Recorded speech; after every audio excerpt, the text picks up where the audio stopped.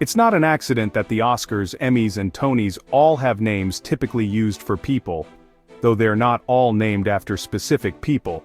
But it is an accident that the Grammys sound like they were christened to honor someone's grandmother. In 1957, America's music industry formed the National Academy of Recording Arts and Sciences, or NARAS, now just known as the Recording Academy, as an answer to similar organizations in film and television. We feel it's about time the record industry grows up and gets a little recognition for its part in the entertainment industry. Columbia Records executive Paul Weston, the newly minted president of NARAS's Hollywood chapter, told the press at the time. The group's main function was to celebrate recent musical achievements with a big awards ceremony. They just had to decide what to call those awards. One possibility was the Eddies as a nod to Thomas Edison, a pivotal figure in the early history of recorded music. Emil Berliner had built off Edison's phonograph to invent the gramophone. NARAS landed on gramophones as the design for the statuettes themselves, but by the spring of 1959, with the first ceremony just weeks away, they still hadn't chosen a name.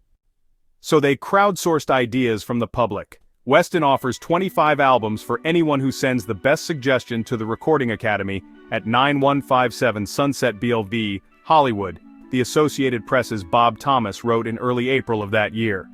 How about Diskey? Needless to say, Diskey and Eddie were both rejected in favor of Grammy, which multiple people submitted.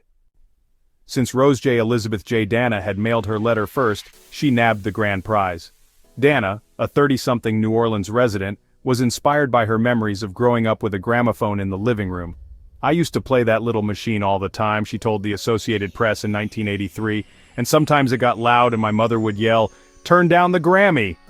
After learning she won, Dana asked the Academy for something beyond the 25 promised LPs, a Grammy of her own, but they told her that it was against the rules, that only winners were permitted to own Grammys, she recalled.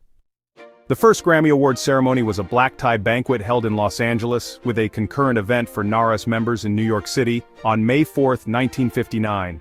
Winners ran the gamut from Ella Fitzgerald and Henry Mancini to Alvin and the Chipmunks, or more accurately Ross Bagdasarian, who created and voiced the creatures. The band, then going by David Seville and the Chipmunks, took home 3 golden gramophones for the Chipmunk song, "Christmas Don't Be Late." Don't forget to subscribe to our channel for more fascinating stories like this. Visit our website for more in-depth information and exclusive content.